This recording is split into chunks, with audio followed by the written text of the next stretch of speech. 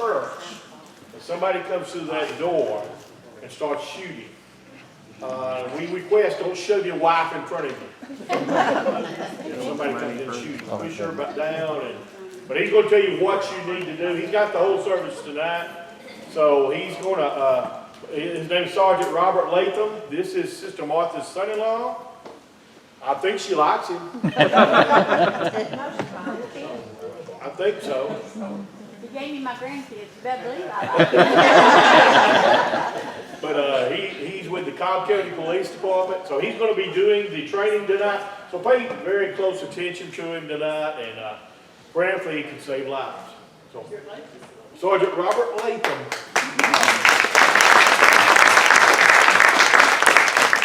I know most everybody here, so hello, but if you don't know me, like he said, I'm Rob Latham. I've been with the Cobb County Police Department for 16 years now. I started in '04. Briefly after that, I was assigned to the SWAT team. I said I wasn't assigned, I had to try out for that. That was difficult. So made the SWAT team. I've been on there for 12 years now. And I made sergeant about 4.5, 5 years ago, and was assigned to the Precinct 2, which is the south side Mableton area of Cobb County, and that's really where I've worked most of the time. I did 5 years as a full-time SWAT team member. Then I was sent to the training center and did almost 2 years there. So we have about 700 officers at our department, close to it. And they'll have to go through yearly training, amongst other things. And then I was lucky enough to get signed back over to full-time SWAT team. So been on the team for about 12 years, and now I'm assigned as a sergeant on the full-time portion of there. So when we start to talk about active shooter, one of the things that we talk about in the department is we don't do a lot of civilian-based active shooter training. We do most of our police officer response to active shooter. But it's a pretty simple concept when it comes to civilian-based response to an active shooter. Some of the things I put together for you guys, the way I'd like to do it is I got a short PowerPoint, and then I have a small video that we're going to try to play off of YouTube. I think I've got my patrol car on. I think we have Wi-Fi, so we'll see if it works well enough. And then I'll open it up for any questions that you guys have. So I've traveled, matter of fact, I just got back from Orlando from teaching. I've gone to other churches and taught before in Cobb County as an assignment. So there's a lot of really good questions that come out of what churches say or want to know in their response. Also, a lot of the questions come with concealed carry with weapons, which is a big deal. Second Amendment's a big deal, but I'll answer some of those. But it's a very, very complicated set of laws, and they make it that way on purpose, but I will direct you in the correct direction. If you have a specific question I can't answer, so I'll help you guys that way. So we'll start off with kind of a little bit of the history, what they define actual active shooters as. This is Homeland Security. You'll get different definitions wherever you go sometimes, but the whole idea is still basically the same, right? An individual actively engaging in killing or attempting to kill people in a confined and populated area. So a lot of people think active shooter, and they automatically think shooter, right, because it's in the verbiage of it. So we like to call it sometimes active killing. It can happen in many, many different ways. If you look overseas or anywhere that they have outdone very restrictive gun laws, you see the crime rise when it comes to stabbings or things of that nature. So someone will find a weapon and use it no matter what. A lot of the things you see overseas, particularly in Israel, car bombings, bus bombings, these are terrorist acts, but you also see them use vehicles as weapons also to run people over and things of that nature, right? But specifically for church, what we talk about is people in a service, preachers preaching, and then someone may walk in that someone does recognize or does not recognize, and then all of a sudden, maybe they open fire, make threats, or say they have a bomb on their person and things of that nature. And that's something that you see a little bit more realistically here. One of the things that is often kind of confused is the actual amount of active shooters per year is extremely low. It rarely happens. But you wouldn't know that watching the news, right? So it's one of the main things they put out on the news all the time. It's one of those things that they talk about quite a bit that you would think, wow, this is happening every other day. If you actually go to FBI statistics, and I would encourage you to go there, because getting unbiased statistics sometimes is very hard to do. But the FBI is very particular on how they do their stats and exactly what they record as an active shooter. Most folks consider a terrorist attack having to be like 10 folks or more. That's their definition. But with mass shootings or active shooters, it can be as few as 4, right? So they keep very particular stats. And when you go there and you look at those statistics, what you'll see is the actual number of lives taken by weapons, or excuse me, guns, is much, much lower than fist fights or people getting kicked and, you know, things of that nature. So I say that just to say it's something we see a lot of in the news, but it's really not, it's not nearly as rampant as some people would like you to believe it to be.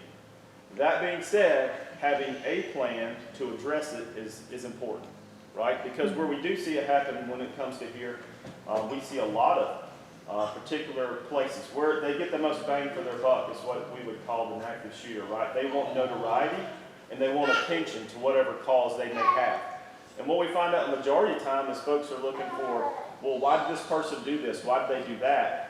They don't leave a note, they don't leave anything behind, and it comes to find out maybe they had an altered mental state, or maybe they were mentally unstable, shouldn't have had a weapon, legally or illegally got a weapon and decided to go in and start shooting folks. So one of the earliest ones that was recorded was in Germany in 1913. We've also had them as early as the 1900s in America, but they were considered what they would call them mass shootings. So when we talk to people about active shooter, we say, well, what's the first thing you think of? Most folks say Columbine, because that's the first time in a long time that it was really kind of publicized. But if you look back as early as the 80s, and forgive me, I didn't put it on here, but you know, there was a mass shooting at a McDonald's. There were shootings all over the country. It's just not as publicized or talked about. So I was lucky enough to speak to one person who responded to Columbine, and he gave a very long, one-day full brief on his response to Columbine. He talked about some of the things that occurred that a lot of people didn't know about because you just don't have that information, right? So you get what the news gives you. And it's very interesting talking to people who have responded to active shooters. So a lot of people aren't familiar, but I've responded to 2 active shooters in Cobb County. One was at FedEx, where a gentleman went in and shot up some coworkers and then killed himself. And another one was at Penske Truck Rental, which is also kind of in that same area over there. Those are both workplace shootings, right? The response you get from a police department is massive. We had folks all the way from the FBI responding with us to that active shooter. But one of the most common threads that we saw in the bottom line with an active shooter, guys, is the immediate response of deadly force to an active shooter is what stops it fastest. It's just absolutely what stops it fastest. And we'll look at some statistics in just a second. But here's some of the common things you see. On average, it's about 10 to 15 minutes. They will not negotiate, so they go in planning on shooting. There is no negotiations happening. We're not doing this to hold hostages necessarily. One did turn into a hostage situation, and I actually was just speaking with those guys this weekend who responded to that, and that was at a nightclub in Orlando. It turned into a hostage situation. Attempts to kill as many people as possible. They target what we call soft targets, which are easily accessed. Obviously, they don't typically go into a police department or somewhere where they know most folks are armed. They'll typically figure the easiest way to get in and the most people I can affect quickly. And that's what they tend to do. The attack is usually well planned out. In other words, it's not just, I'll wake up today and just go decide to do it. They do actually make plans. They set booby traps. If you think all the way back to Virginia Tech, the shooter and that active shooter chained doors. So law enforcement could not go in and he could do everything he wanted to do inside. So then we have to prepare for those things as a department, right? And so quick acting, if you guys really want to look further into it, if you go overseas, Russia, there's a place called Beslan, went into a school and massacred hundreds of kids, right? They weren't prepared. And overseas, their response to an active shooter is a little different. They don't have the numbers of police officers. So it literally took them around 45 minutes to amass a piece of the military to go there and respond to that. So we're very, very blessed in America to have officers that can respond immediately. And what they're going to do is they're going to go directly to the threat when they get there. And they'll try to eliminate the threat as fast as possible. That's what they've been trained to do now. That's what's come out of all the active shooters we have seen. The problem is your response time, right? So how fast can you get off 15 rounds? 3 seconds, I can put 15 rounds down range. And so if you think about someone with a weapon and how fast they can use that weapon, even if an officer got here and within 1 minute, you're talking hundreds and hundreds, rounds can be put off in 1 minute. IEDs, pipe bombs, all these things.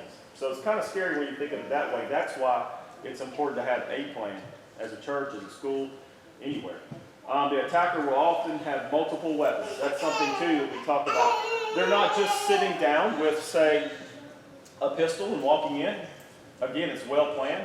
They know how to do reloads. They take in rifles. They take in small IEDs. They take in pistols, things of that nature, right? So here's just kind of a little bit of an overview if we're talking about where things typically, how they end. It says mass shootings are a matter of public mental health, and they increase in frequency. It talks a little bit about the locations. And you can see the small number of religious locations, schools, workplace, and other public places. So the workplace is kind of a big one. So I know everybody here obviously goes to work outside of church. It's something to think about too. If where you're working at doesn't have a plan or y'all haven't talked about it at work, I'm going to give you some information you can bring up. Small company, big company. A lot of companies will have folks come in and explain to them in their specific building, go to and say, hey, this will probably be the best place to go here. If you're going to barricade up, this is your fastest exit, things of that nature. So, typically, when the prospect of confrontation with responding law enforcement becomes unavoidable, the active shooter commits suicide or gives up. So, 86% of the time, when that shooter is confronted, whether it be by law enforcement or someone else using deadly force or a group of folks using what could be construed as deadly force, that person will typically either give up or kill themselves. So that is a huge number, right? So in years past, the people thought, well, maybe I can just find a way to avoid the active shooter. That's a great plan, and I'll give you 3 steps in just a second to talk about that. But it's important to have that underlying understanding that if you want to stop the killing, you have to confront the shooter, unfortunately, sometimes. And if we're not prepared to do that, then it means more lives will be lost. 14% of the time, the suspect gives up. We're seeing more and more of that, where shooters will go to a location, they'll go in, they'll do an active shooter, they'll start shooting up a location, and they'll either try to move out, like at a high school, they'll move out with the kids, or they'll leave, or they'll absolutely give up as soon as they're confronted by police. So it's a little bit different than what we've been seeing, but the problem is that that deadly force that they're faced with makes them make that decision. Some active shooters come into the shooting with the knowledge of, I will not leave here today. I'm going to do this, and I will either kill myself like Columbine, or I will be killed. But then some, again, come into it, and it comes to that point where confrontation occurs, and they decide to give up. And that happens also sometimes. So here's your choices. And I'll go back to the deadly force and touch on that again. Not everybody's going to be prepared to use deadly force at all times. That's just the reality thing. And not everyone should be, right? But understanding that that's going to be your fastest way to solve the problem is important to remember, because it may mold the plan that you decide to have. One of the things they push, and they use different verbiage in different places. It used to be run, hide, then fight. Now they just use different words because they try to sell these things across the country. They're all mean the same thing, right? Now they're pushing, and when I say they, I mean there's a NTOA, which is National Tactical Officers Association, other police associations. They will go out and teach, and you can find this information online. But they're teaching this, and they'll put out videos. They'll come and give training. The federal government will give free training to all kinds of different locations. Avoid, deny, and defend. Those are the 3 words they try to help folks remember. Particularly if you aren't armed with a lethal weapon or prepared to use deadly force, these are your options, right? Avoid, which is get out of the way, get out of there as soon as possible. I've told my children, if they're at a school and something occurs in that matter, if you can't access an exit out the door, immediately go. Leave. Get out there as soon as possible. Now, the schools teach a little bit differently. Sometimes they'll barricade the rooms up. Inside the schools, particularly high schools, they're very good rooms to barricade in. They're center block, really thick doors. They're hard to breach. Some of the windows are thinner, so it's harder to get in and out. And what you'll see a lot of times if you watch the videos is the teacher will lock that room down and won't let anybody in there, and that's fine. That's your second step, right? That's the deny. You're denying the shooter access to your location.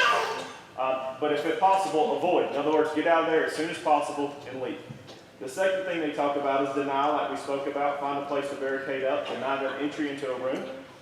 And I was thinking yesterday as I was putting slides together about the church, you know, if you guys, however you want to do it, you know, these rooms are not easy, or excuse me, not difficult to get into, right? There's nothing difficult about entering this building, unless you try to go through the metal doors, which would be silly, right? But that is quick access out the door for everyone in the sanctuary, right? So they're probably not going this way. Some of the other small things you can do at the church, which I actually saw at Riverstone Church over in Cobb County, is they had several doors, but leaving both doors open versus just one door. Seems kind of small. But when it comes into someone running into your church, if they don't know which door exactly, it takes just maybe a half a second, 2 extra seconds, and maybe that's the chance you have to catch the person coming in, right? So leaving just one door open as opposed to 2 at the front door can be a small thing you can do. It's not a big deal, but it does give you that extra little bit of time sometimes. So, soft targets. There's not many rooms you can barricade in here. The doors on the, and they shouldn't be. You shouldn't have steel metal doors in your church. It's fine. This is the way it's supposed to be. It's the way a church should be built. So actually denying that person access to any of the locations is going to be very difficult to do. And all of you who are familiar with ballistics or any type of bullet understands that a bullet will breeze through any of these walls, correct? None of them are center block walls. So the idea of having cover and concealment are 2 different things. Concealment is you can't see me, right? Cover is a bullet's not going to go through that and get to me. And there's nothing in here that I can think of right off the top of my head that you're going to have to stop an actual bullet. And it will go through and it'll penetrate. So that's something to think about when you're making your plan. The avoid might be our biggest step versus the deny. It's possible we can lock it down and be quiet and deny, but at some point, if the active shooter is continually shooting and looking for targets, denying them that access is going to be tough. Which brings us to the third one, defend. So, if you're in a room and you're trying to defend, or excuse me, deny, or maybe you skipped deny and you went straight to defend, right? You see someone come in who starts to attack, you have numbers currently, you know, 4 or 5 folks can overpower one person even with a weapon. It can occur, and it does occur a lot, right? Find the hardest thing you can find if you don't have a pistol or a weapon on your person, and use it as a weapon, right? The edge of a book is extremely hard, right? Something like this, an impact weapon, a chair, anything you can find, right? It's hard to replicate the fight for your life, but I imagine if someone came in and confronted you in that manner, that fight or flight kicks in. And if your fight kicks in, you're going to find anything, including your hands, fists, to use to stop that threat. That's the defend portion of it. And just remember, you have the strength in numbers. So if one person comes in shooting, one person may be able to stop that threat, but typically 2, 3, 4 are going to be able to stop it much, much faster. The reality of understanding if someone comes in shooting that you're going to possibly take a round or someone may be shot is a good thing to have on your mind, right? Someone may be shot. You can fight through being shot. I've seen it. People will fight. When you shoot people, on the other hand, they automatically will not fall. So those are things you need to think about when you do weapons training. We'll talk a little bit about that in just a second because I'm a little bit more shaded towards that and I have a little bit more experience in that area when it comes to that. But if you're asking folks, if they ask you somewhere, what's your plan? When an active shooter rolls in here and you don't have any lethal threats or to encounter with, avoid, deny, and defend are big things to do. Run, hide, fight. Same words, or different words mean the same thing. So it's important to remember. All right. So what I'd like to do is I actually have a quick video here. I'll talk to you, or let you watch. It's on YouTube. Anybody can find it. It's put out by, I believe it's Texas A&M. There's a group of about 5 colleges, Louisiana State, LSU. Not big fans of LSU, are we? I'm not. But LSU, Texas A&M, other colleges that have come together, and they put a program together for nationwide. They talk about, it's a federal program that talks about all kinds of things protecting yourself. But these guys have produced a video. It's a workplace active shooter, but it talks about avoid, deny, and defend. I'll let you guys watch that real quick, and then I'll answer your questions about carry and conceal, because I'm going to give you the bottom line of it's the number one thing up there. From my experience personally, from what I've studied, those who have taught, and those classes I've taken, the best way to stop an active shooter is immediately face them with a deadly threat. That is the only way you will stop them typically. An active shooter will not stop if you put your hands up and you ask them, please stop. It doesn't happen that way. You won't convince them. They've already passed that point when they come in and start shooting. There's no negotiating with these folks when they come in and start shooting. It's very, very serious thing. Let me see if I can get over here real quick. And I got some small speakers over here, so y'all bear with me. Y'all hear that over there? It'll focus up in just a second.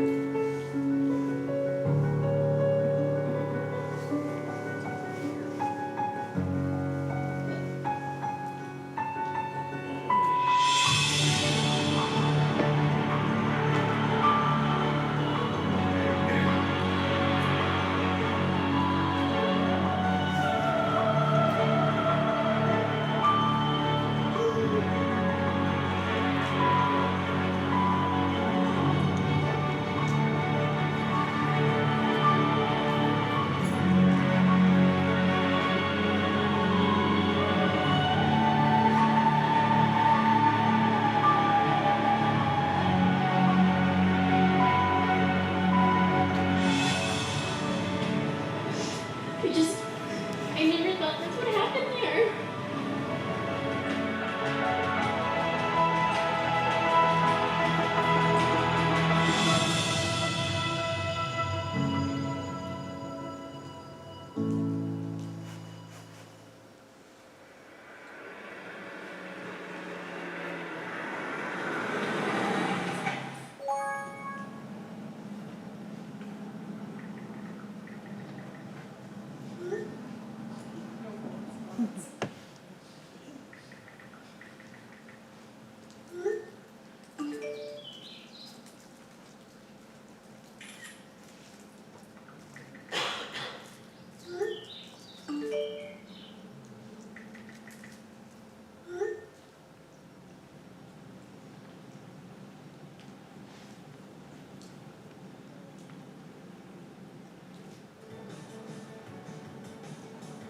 Morning, everyone. Let's go ahead and get started. We're going to be talking about the marketing strategies this morning.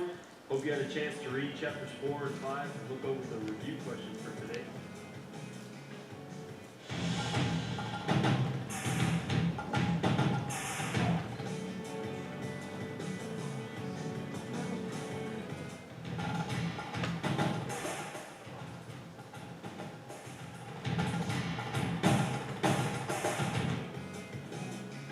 I sent the slideshow to you guys online.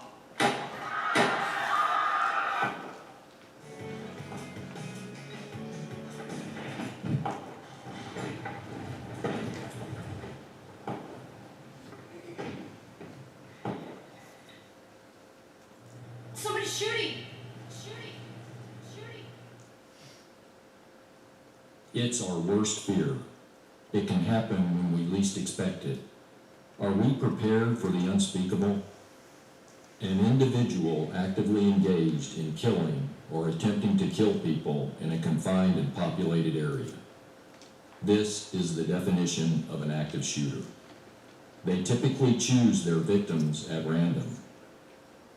Being prepared to survive an active shooter situation means you must learn 3 simple principles: avoid, deny, defend. Doing nothing in an active shooter situation will greatly decrease your chances of survival. But by following these principles, you will greatly increase the chances of survival for yourself and those around you. It is our hope that this video will empower you to survive. You will learn how to have a survivor mentality because oftentimes a person's survival will be based on what they do or don't do. It can happen when you least expect it. Are you prepared for the unspeakable? Even with the best response, police are minutes away, not seconds.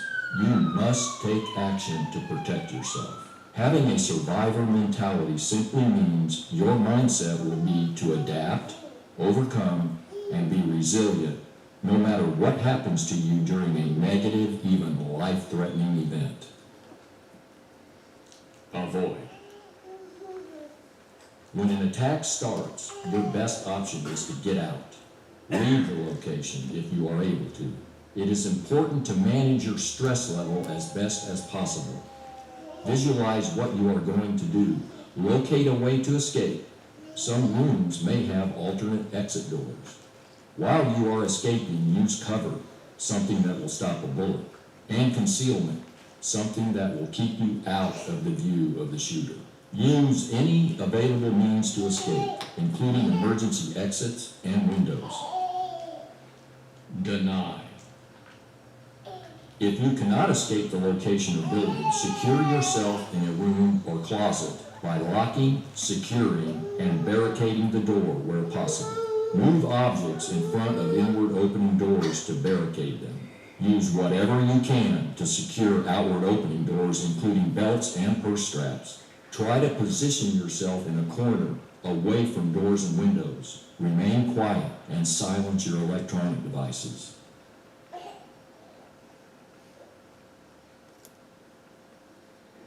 Defend.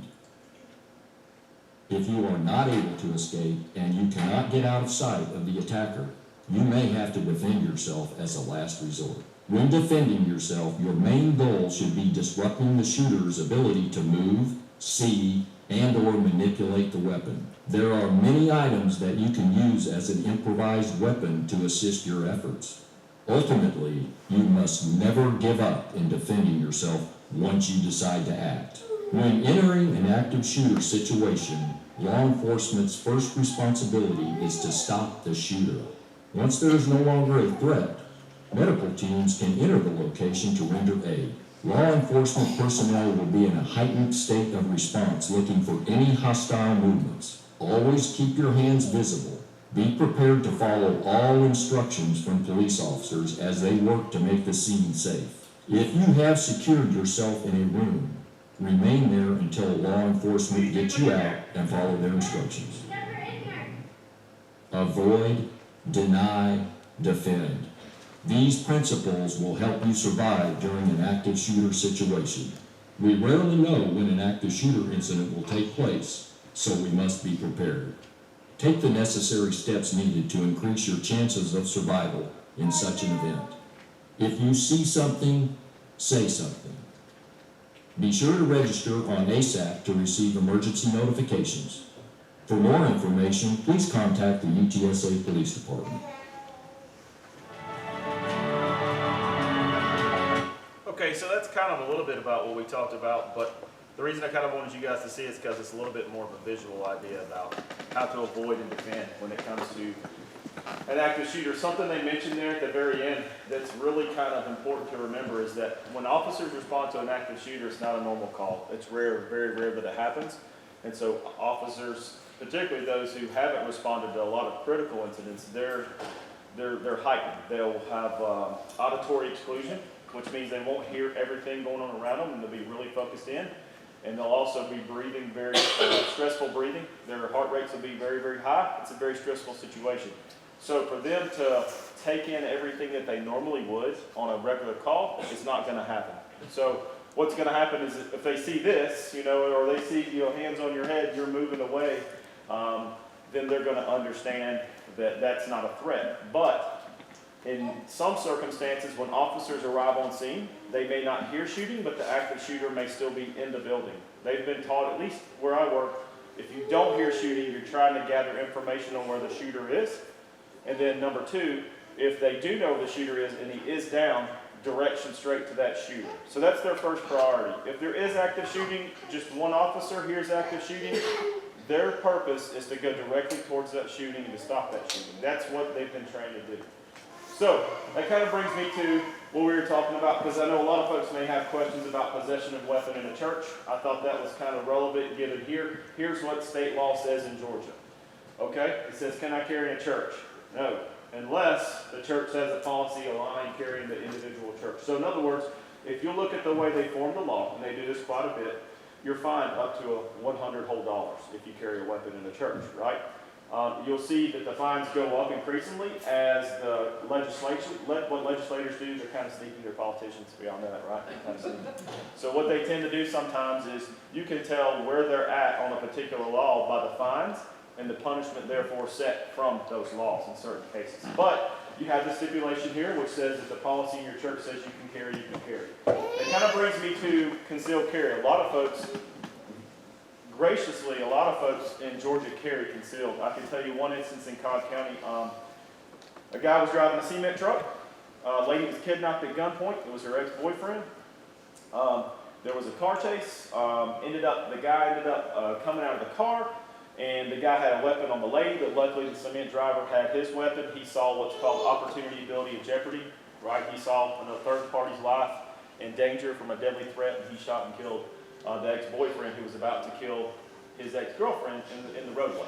So there's lots and lots of scenarios where those who legally and responsibly carry in Georgia have saved lives.